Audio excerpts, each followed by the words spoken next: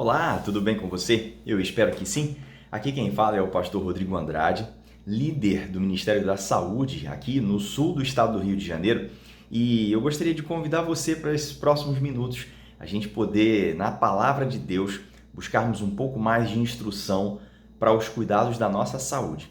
Você já tem acompanhado nesse programa a importância da saúde física, a saúde mental, e hoje eu gostaria de conversar um pouquinho com você sobre a saúde espiritual. O que é, qual a sua importância e relevância, principalmente nesses dias em que temos vivido.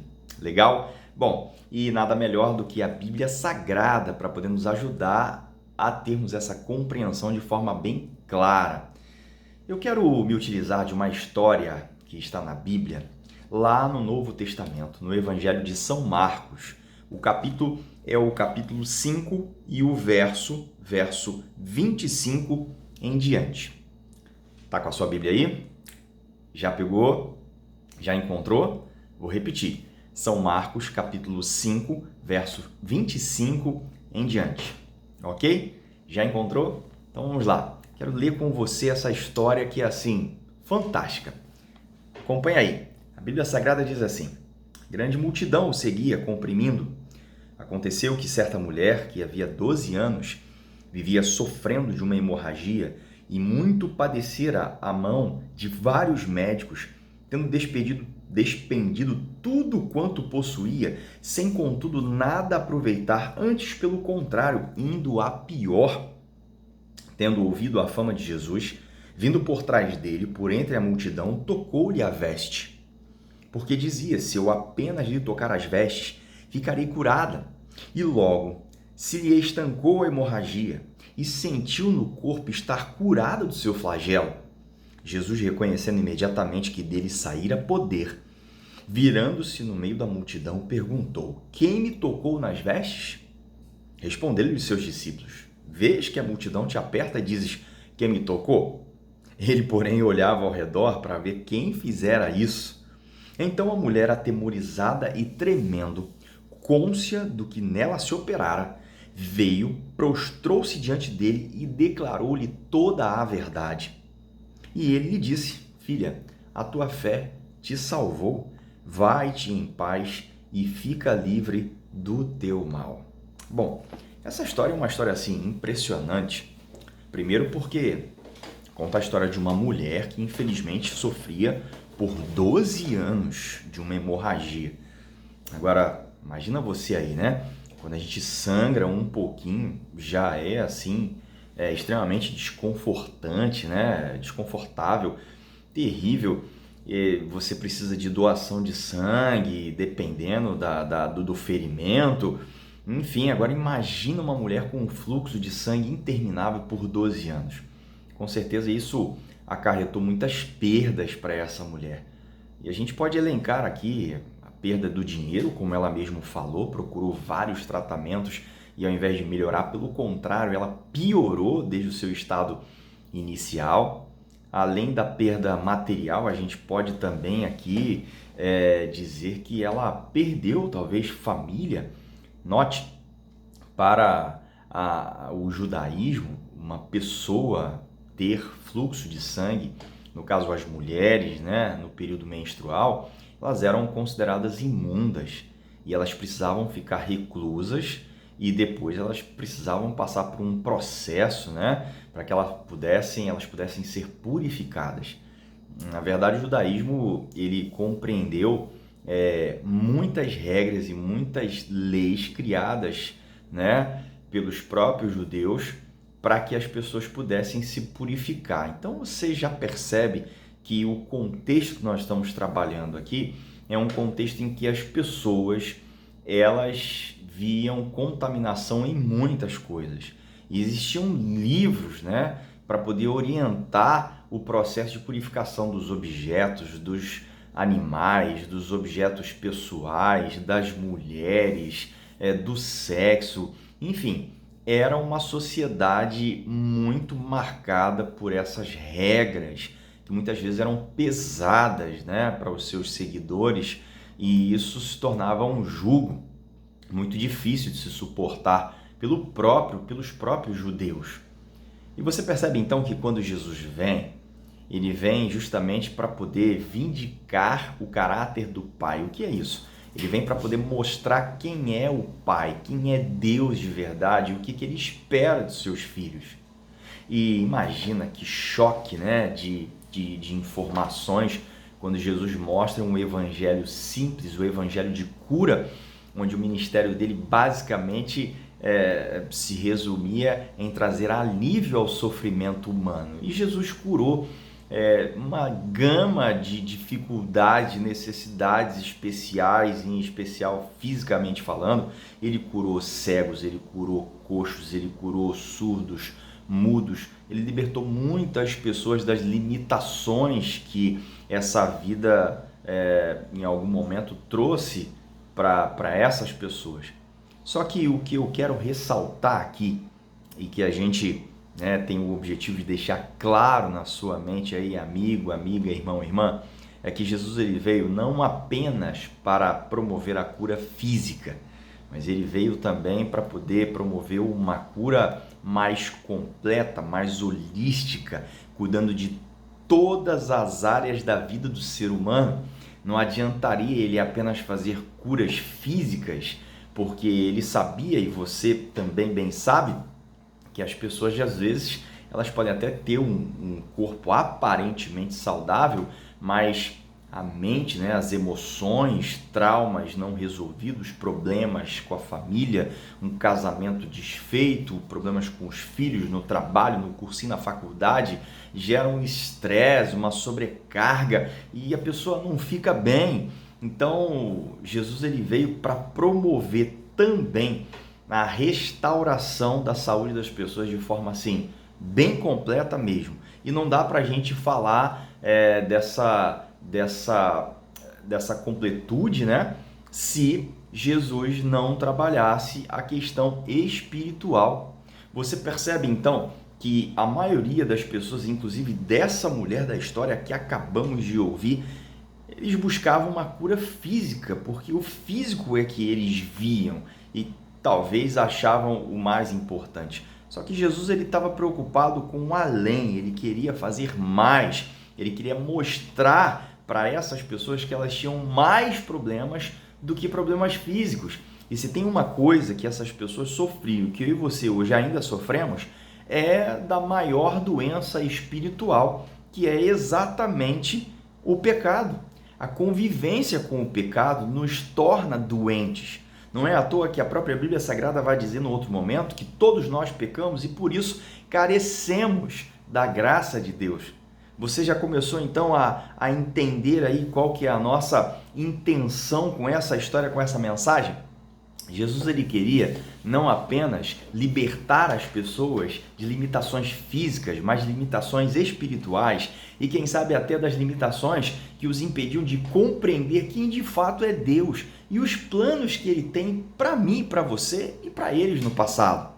Percebe então que para aquela comunidade judaica, para aquelas castas que existiam, por exemplo, a seita dos fariseus, que eram pessoas doutas ali demais na lei, cultas, conhecedoras de toda a Torá, de toda a lei de Moisés, eles sabiam tudo e mais um pouco, ainda criaram uma série de regimentos, de regras para que pudessem ser seguidas, coisas que muitas vezes Deus nem pediu que se fizesse, porque na cabeça, talvez, desse judeu, ele pensava que se ele seguisse aquelas regras, aquele manual à risca, ele encontraria uma paz, ele estaria, de novo próximo de Deus, ele poderia ser aceito por Deus, ele poderia ter acesso ao céu. Tá aí, amigo, irmão, irmã e amiga, esse é um dos males que o pecado traz para nós. É a gente achar que é o que a gente faz.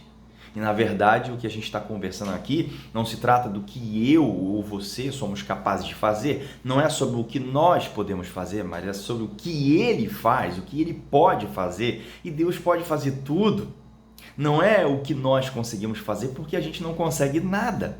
Você viu essa mulher? Quanto tempo ela sofreu? 12 anos sofrendo de uma hemorragia, gastou todo o seu dinheiro, perdeu amigos, perdeu família, teve que ficar, reclusa da sociedade numa quarentena de 12 anos, porque infelizmente era tida por todas as pessoas ao seu redor como imunda, como impura, como indigna. Isso mexeu com certeza com a vida dessa mulher e ela não teve uma vida fácil desde então. Mas quando ela soube da fama de Jesus, a Bíblia falou assim, quando ela soube da fama de Jesus, ou seja, que Jesus podia curar, ela logo entendeu se ele pode curar essas pessoas aí, o aleijado, o surdo, o mudo, o cego, então ele também pode me curar. E eu acho muito interessante que essa mulher, embora procurasse uma cura física, ela também tinha outros problemas, com certeza. Ela tinha talvez a ideia de que Deus não aceitava, porque o que ela via na sociedade é que as pessoas não a aceitavam. Então é por isso que ela não decidiu no seu coração ir ter uma conversa com Jesus, um encontro com ele.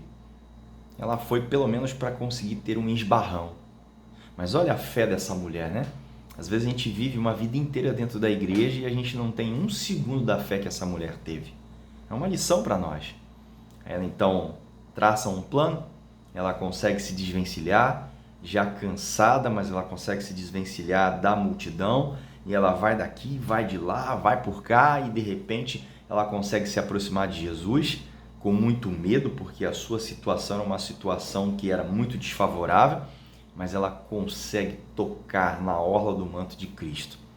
E a Bíblia diz que de Jesus sai poder e ela é curada imediatamente. Só que sabe, amigos, eu gosto muito dessa história também, não só porque nós vemos aqui uma mulher em busca de cura, uma mulher acreditando no poder curativo de Deus, do Senhor Jesus, mas também porque Jesus é sensacional. Você percebe que Jesus, ele para tudo o que estava fazendo. Ele para a multidão. Ele estava indo para um outro encontro para, coincidentemente, curar uma outra pessoa, e agora ele para a sua caminhada, toda a multidão para e o apertava. E ele para, e ele pergunta quem o tocou, e agora descobre que é aquela mulher, e aquela mulher conta toda a sua vida, tudo que ela passou, toda a verdade. Jesus a ouve atentamente. E Jesus então agora fala para ela o que ela precisava. E talvez ela nem soubesse disso. Jesus fala para ela que ela agora poderia ir embora em paz. Em paz.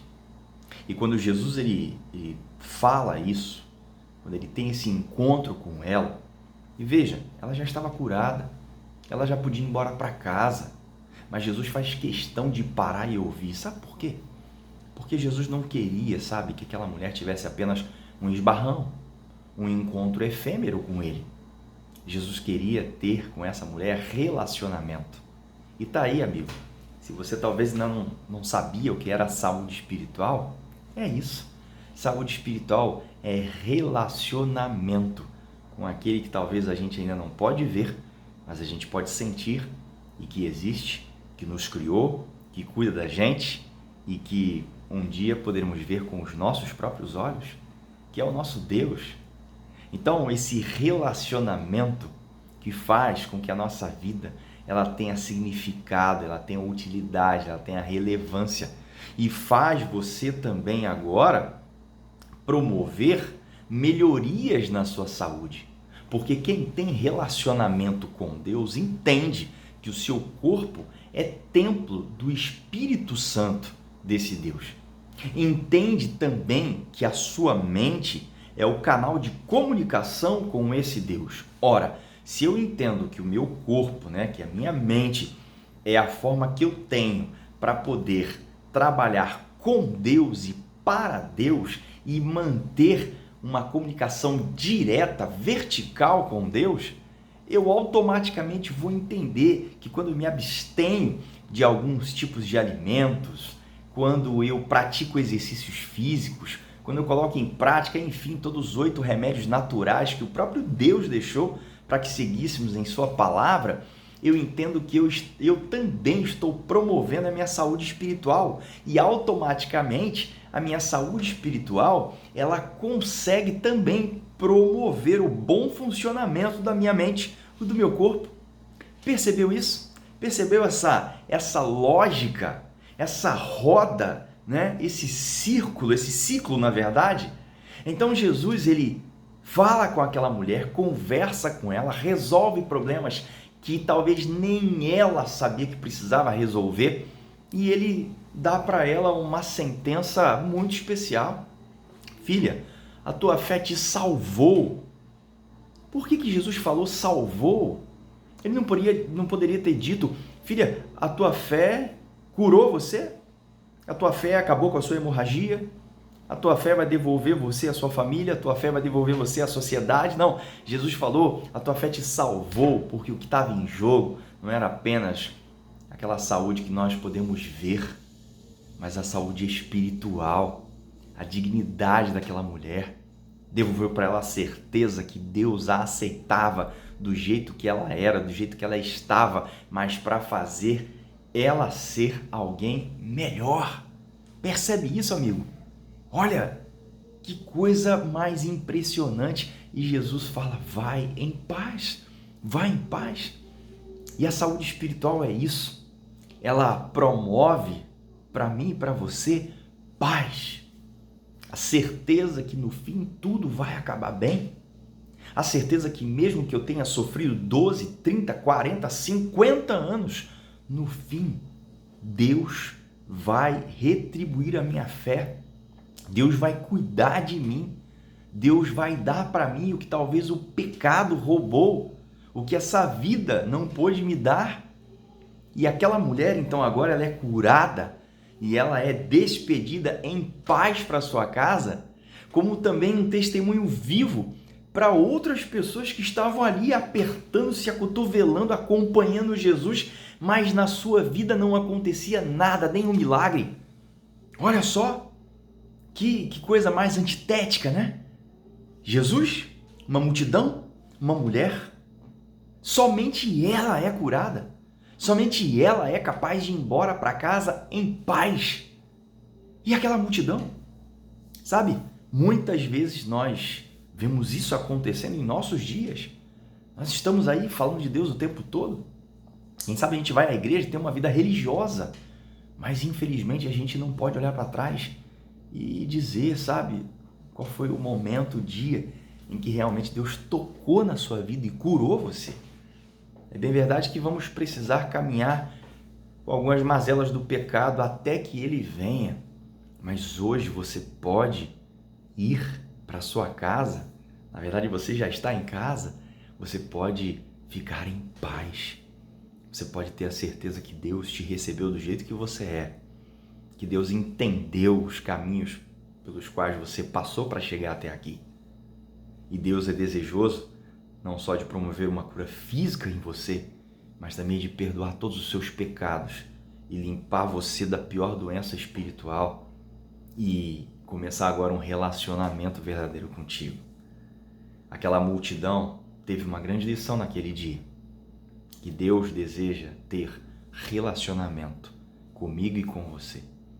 E para todos os críticos de plantão que estavam ali, fariseus, escribas e tantos outros, Jesus também deixou um recado. Deixou o recado que, mesmo sendo doutores da lei, eles podiam até entender muito de lei, mas entendiam pouco sobre o amor, entendiam pouco sobre as reais necessidades das pessoas.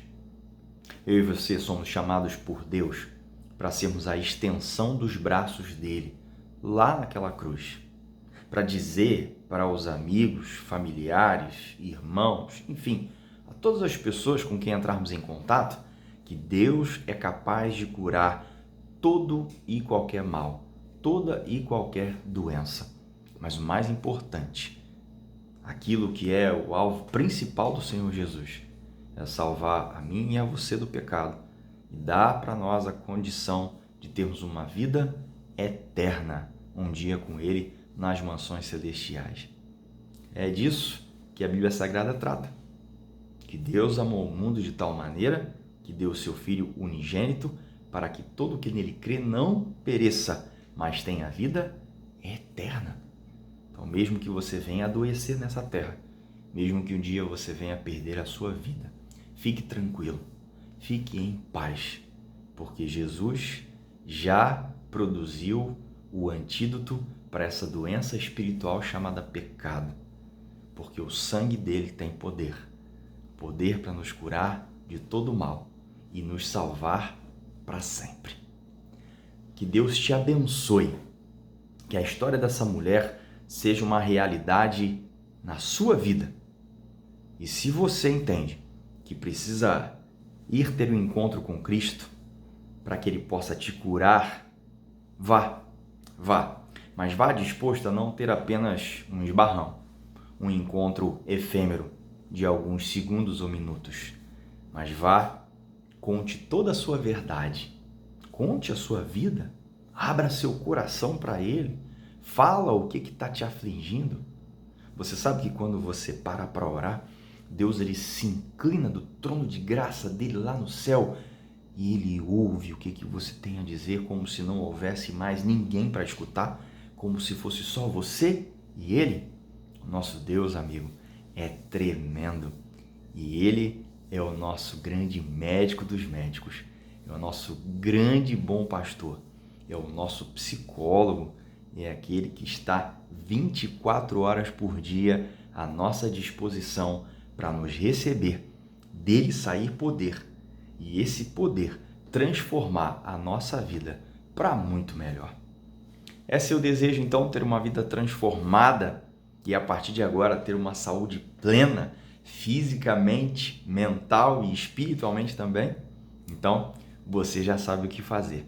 Que Deus te abençoe e que você tenha uma ótima saúde, uma ótima vida e uma vida eterna. Um forte abraço.